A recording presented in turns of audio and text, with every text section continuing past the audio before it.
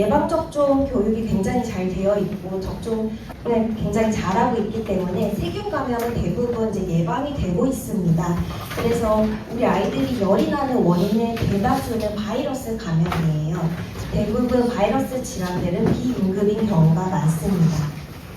이제 우리 어머님들이 이제 몇 도부터 발열이 시작된 지 만 하루가 되지 않아도 응급실에 많이들 오시고 너무 고열이 나면 우리 아이가 이제 잘못될까봐 크게 아플까봐 걱정들을 많이 하시는데요.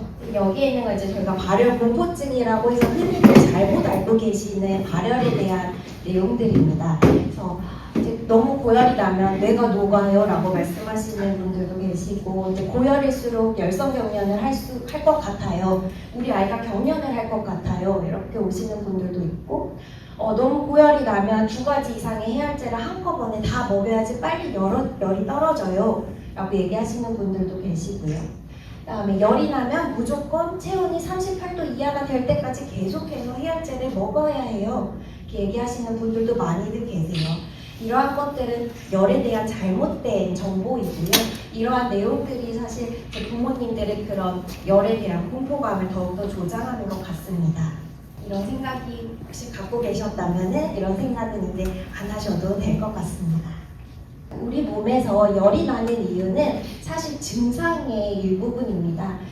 쉽게 얘기를 해서 이제 우리 몸에 군대가 있어요. 군대가 있는데 우리 몸에 이제 병균이 들어왔을 때 우리 몸에 있는 군대가 이 병균이랑 싸우고 있는 그 과정 중에서 생겨나는 그런 부산물들에 의해서 열이 나는 거거든요. 그래서 열 자체는 사실 위험하고 나쁜 것이 아니라 우리 몸이 지금 병균이랑 잘 싸우고 있구나 이거를 보여주는 증거이기도 합니다. 그렇다면 해열제는 언제 복용하는 것이 좋을까요? 저희가 일반적으로 38도 이상의 열이 있을 때 해열제를 복용하세요 라고 권고를 하지만 예전에 열성 경련을 경험했던 친구라든지 혹은 이제 너무 처진다든지 하면은 이제 37.5도에서 37.9도 정도의 그런 미열이 있을 때에도 해열제가 복용이 가능하기는 합니다. 하지만 38도가 넘어가는데 아이가 컨디션이 굉장히 좋다. 그러면 굳이 해열제를 먹이실 필요는 없습니다. 그다음에 해열제는 어떤 종류를 먹여야 할까요? 해열제는 2가지 종류가 있습니다. 아세트아미노펜과 우리가 알고 있는 브루펜 이렇게 2가지 종류가 있고요. 그다음에 이제 예전 어르신분들은 이제 해열제로 아스피린을 이제 먹이시는 분들도 계시는데 현재 소아 해열제로 아스피린은 권고되지 않습니다. 우리가 잘 알고 있는 아세트아미노펜과 브루펜이 있고요. 또 이부브로펜과 덱시부펜은 같은 계열의 해열제예요. 그래서 이걸 또 다르게 생각하시는 분들이 계시는데 이거는 같은 거라고 생각을 하시면 좋겠습니다. 이것도 다 약이기 때문에 복용 시간이 정해져 있어요. 그래서 아세트아미노펜 같은 경우는 4시간 간격으로 먹을 수가 있고요. 아세트아미노펜에는 우리가 잘 알고 있는 타이레놀, 그다음에 빨간색 챔프, 콜데온 보라색, 세토펜 이런 것들이 아세트아미노펜이고요. 브루펜에는 브루펜, 맥시부펜, 챔프 파란색 이런 것들이 대표적으로 있습니다. 브루펜은 6시간을 간격으로 두고 먹이실 수 있는 해열제입니다. 교차 복용은 이제 방금 말씀드렸던 2가지 종류의 해열제를 교차로 하면서 이제 복용하는 것을 저희가 교차 복용이라고 이야기를 합니다. 그래서 아세트아미노펜을 먼저 먹였는데 2시간 이후에 아이의 열이 38도 미만으로 떨어지지 않았을 때 브루펜 계열의 해열제를 한 번 더 복용할 수가 있어요. 그리고 브루펜과 덱시부펜은 앞서 말씀드렸던 것처럼 같은 계열이기 때문에 2개를 번갈아 가면서 복용하시는 것은 안 됩니다. 이 교차 복용법을 이제 2시간 간격으로 먹이시면 됩니다 라고 이제 말씀을 드리면 하루 종일 2시간 간격으로 타이레놀, 브루펜 이렇게 먹이시는 분들이 계시거든요. 그렇게 먹이시면 안 되고요. 반드시 타이레놀끼리는 4시간 간격, 브루펜끼리는 6시간 간격을 맞추면서 2시간씩 교차 복용을 하시는 거예요. 그래서 이거를 많이들 헷갈려 하시는데 예를 들면 사실 타이레놀이 좀 더 아이들한테 안전한 해열제거든요. 아세트아미노펜이 좀 더 안전하기 때문에 저는 아세트아미노펜 먼저 먹이세요 라고 말씀을 드리는데 아세트아미노펜을 먹이고 2시간 후에 열이 떨어지지 않아서 무릎펜을 먹이셨어요. 그런데 또 2시간 후에 또 열이 또 안 떨어질 수도 있어요. 그러면 아세트아미노펜을 먹이실 수가 있어요. 그러면 처음에 먹였던 아세트아미노펜이랑은 이제 4시간의 간격이 벌어져서 그렇게 해서 이제 아세트아미노펜을 3번째 먹이실 수 있는 거예요. 그 다음에는 2시간 텀에 부르펜을 먹여야 되는데 앞전에 썼던 첫 번째 그 부르펜이랑은 아직까지 6시간의 간격이 벌어지지 않았기 때문에 그 2시간 후에는 부르펜을 먹이실 수가 없습니다. 그래서 반드시 교차 복용을 하더라도 아세트아미노펜 길이는 4시간, 부르펜 길이는 6시간 간격을 두고 교차 복용을 하셔야 됩니다. 저희가 이제 주로 먹이는 거는 입으로 먹는 해열제인데 병원에는 그 외에도 주사용 해열제나 자약이 있습니다. 주사용 해열제나 자약은 해열제를 먹기 매우 힘든 상황, 뭐 아이가 물만 먹어도 토한다든지 아니면 경련을 하고 있는 상황이라든지 이런 이제 응급한 상황에서만 제한적으로 이제 사용을 하는 게 좋고요. 하지만 요즘 이제 어머님들은 빨리 열을 떨어뜨리고 싶으신 마음에 이제 병원에 오셔서 주사 해열제 주세요라고 하시기는 하는데요. 사실 이게 경구 해열제가 훨씬 더 몸에는 안전합니다. 그렇다면 우리 아이가 자고 있는데 열이 나요. 그러면은 아이를 흔들어 깨워서 해열제를 먹여야 할까요? 답은 그렇지 않습니다. 아이가 잘 자고 있다면은 열이 뭐 39도가 넘어가도 깨워서 해열제를 먹이실 필요가 없습니다. 근데 대부분 친구들이 이제 39.5도, 뭐 40도 이 정도 가까이 되면 이제 힘들어서 아이들이 알아서 깨거든요. 그쯤 되면 깨면은 그때는 해열제를 먹이시면 되는데 자고 있는 아이를 억지로 깨워서 해열제를 먹이실 필요는 없습니다. 해열제를 많이 먹으면 부작용이 생기지 않을까요? 이제 많이들 질문을 하시는데 장기간 많은 양의 그 해열제를 복용하는 경우에는 당연히 간이나 신장에 영향을 줄 수 있습니다. 그렇기 때문에 해열제는 증상 완화 목적으로 단기간만 복용하는 걸 권고하고 있고요. 아세트아미노펜 계열 같은 경우는 간독성이 있기 때문에 많은 양의 아세트아미노펜을 복용을 했을 때는 간이 좀 손상을 입을 수가 있습니다. 고열이 나면 위험하지 않나요?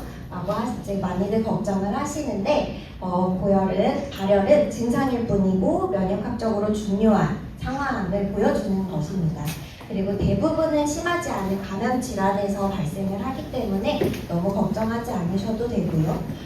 다만 이제 열성 경련을 발생하는 경우에는 이 경련이 이제 30분 이상 지속이 되게 되면 이제 뇌로 가는 산소 공급을 저하시키기 때문에 열성 경련이 있는 친구들은 빠르게 열을 조절을 해서 경련을 멈출 수 있도록 혹은 이제 경련이 재발하지 않도록 예방을 하는 것이 중요합니다.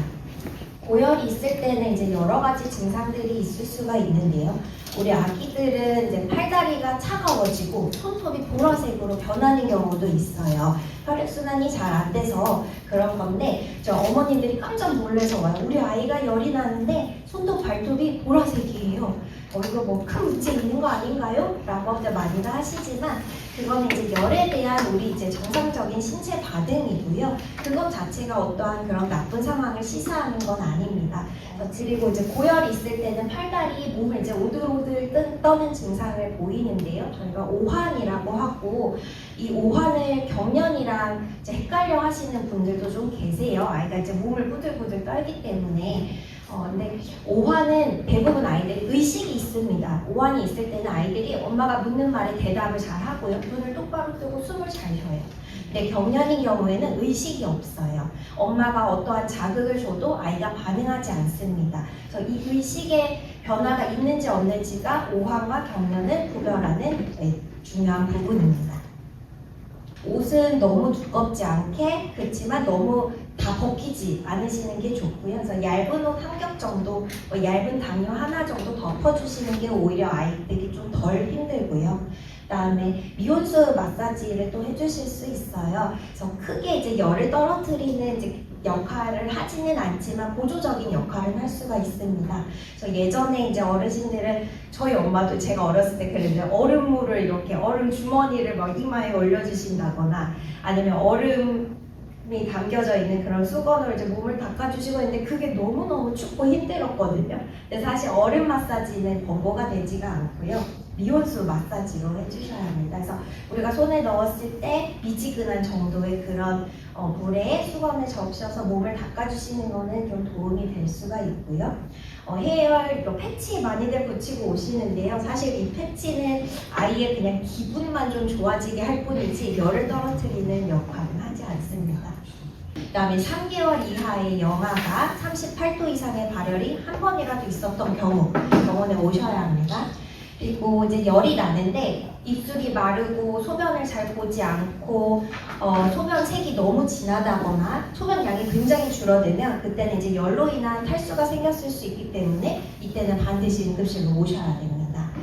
그리고 이제 열이 나면서 호흡곤란을 보이는 친구들이 있어요. 이따가 제가 이제 영상으로 좀 보여드릴 건데요. 그런 증상이 있으시면 반드시 병원으로 오셔야 되고요. 그 외에 경련을 하거나 한쪽 팔다리 힘이 떨어진다거나 그러면은 반드시 응급실로 오셔야 합니다. 체온계는 종류가 여러 가지가 있습니다. 저희가 이제 흔하게 쓰고 있는 거는 귀로제는 이제 고막 체온계이고요. 빠르게 측정이 가능하고 비교적 정확하기 때문에 많이 사용되고 있습니다. 다음은 이제 경련에 대해서 알아볼 건데요. 혹시 경련을 경험해 보신 분들 계신가요? 경련은 어머님들이 너무 당황해하시고 너무 무서워하는 이제 질병 중에 하나입니다. 다들 울면서 일단 응급실 들어오세요. 울면서 이제 오시는데 경련에 대해서 자세히 알아볼게요. 그래서 우리 이제 경련은 이제 크게 두 가지로 나눌 수가 있는데요. 열성 경련이 있고 비열성 경련이 있습니다. 열성 경련은 열이 동반된 경련을 말하고요. 비열성 경련은 열이 동반되지 않은 경련을 이야기합니다. 먼저 열성 경련이 대부분이기 때문에 열성 경련에 대해서 설명을 좀 드리면 6개월에서 5세 사이에 열을 동반한 소아에서 발생을 하고요. 대부분은 이제 38도 이상의 발열이 함께 이제 동반되면서 경련을 합니다. 열성 경련은 가족력이 있는 경우가 있고, 그 다음에 38도에서 39도 그때 사이에 발열해서 열이 굉장히 빠르게 급격히 올라갈 때 이제 친구들이 경련을 합니다. 주로 열이 나는 첫날이나 그 다음 날에 좀 많기도 하고요. 경련을 해서 119 신고했더니 그때 119가 도착해서 재보니 이제 열이 나는 경우도 굉장히 많습니다. 대부분의 열성 경련은 10분 이내에 종료가 되고요. 24시간 이내에 재발을 하지는 않습니다. 그리고 한 3분의 1 정도는 열성 경련에 있었던 친구들에서는 또 재발을 하는 경우가 좀 있기는 하고요. 그 다음에 만 5세 이후로는 대부분은 사라지게 됩니다. 근데 만 5세 이후가 넘었는데도 열성 경련을 한다든지 혹은 하루에 2번 이상의 경련을 한다든지 혹은 30분 이상의 좀 오랜된 그런 긴 경련을 한다고 하면은 그거는 이제 다른 이제 어떤 질병으로 이제 갈 가능성이 좀 더 높음을 시사하고요. 대부분은 굉장히 1, 2분 이내에 끝나는 짧은 열성 경련을 합니다. 대부분의 열성 경련은 아이들한테 성장하고 발달하는데 지장을 주지는 않습니다. 그래서 어머님들이 제일 걱정하시는 게 머리를 다쳤을까봐 제일 걱정하시는데 대부분은 그러지 않아요. 그래서 너무 걱정하지는 않으셔도 되고요. 하지만 이제 첫 경련 후 3분의 1은 또 재발, 열이 나면 또 재발을 할 수가 있기 때문에 열이 아기가 날 것 같다, 미열이다 하면은 미리 해열제를 먹이신다든지 혹은 이제 아기가 또 경련을 할 수 있구나 라는 걸 일단 인지하고 계시고 그래서 이제 기관에 안 보내시고 집에서 좀 더 보신다든지 아니면 멀리 여행이 있었다면 좀 그런 여행을 좀 뒤로 미루시던지 이런 것들을 해보실 수는 있을 것 같아요.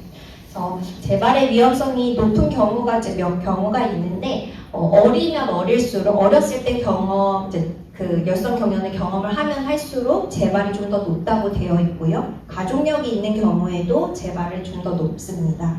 그 다음에 이제 뇌전증, 간질로의 발전 가능성은 거의 없습니다. 거의 1%밖에 안 되고요. 괜찮을 가능성이 99%이기 때문에 그 부분에 대해서는 너무 염려하지 않으셔도 됩니다. 경련할 때 이제 어머님들이 그럼 우리 아이가 열이 날 때 경련하면 어떻게 해야 돼요? 이렇게 많이들 질문을 하시는데요. 일단은 주변에 아이가 다칠 만한 위험한 물건들이 있는지 빠르게 보시고 치우셔야 돼요. 그래서 날카로운 물건이나 혹은 옷장 이런 것들이 근처에 있었다면 아이가 그런 데서 피할 수 있는 평평한 바닥에다가 일단 눕혀주셔야 되고요. 그 다음에 머리는 양옆에 아무 데나 상관없고 옆으로 좀 돌려주셔야 돼요. 기도를 유지하는 거고요. 그 다음에 이제 목이나 허리에 이제 조여져 있던 지퍼나 단추가 있다면 그런 것들은 좀 풀어주시는 게 좋아요.